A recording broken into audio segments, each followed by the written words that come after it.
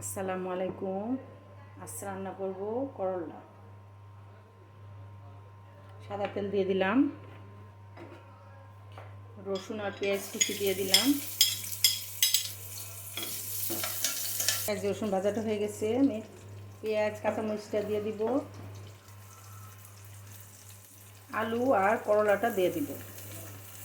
দিলাম পরিমাণ মতো।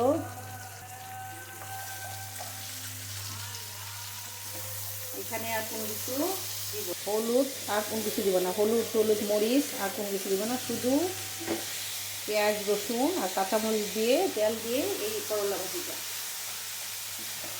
ঢেকে দিব।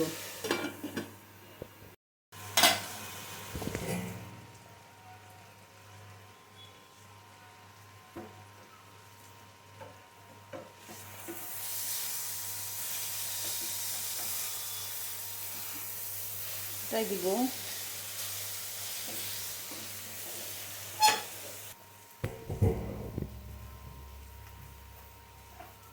ভাজিটা দেখেন কত সুন্দর হয়েছে, বেশি নাড়ানাড়ি করব না, আস্তে আস্তে করে নাড়বো। এরকম ভাজা ভাজা হয়ে গেলে নামাই ফেলবো।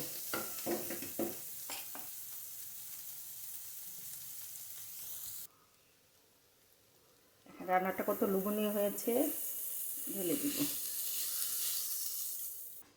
দেখেন রান্নাটা মসমলার মসমস ভাজা কতটা লোভনীয় হয়েছে। দেখেন আমার রান্নাগুলো যদি আপনাদের ভালো লাগে, লাইক কমেন্ট শেয়ার ও সাবস্ক্রাইব করবেন। আল্লাহ হাফেজ।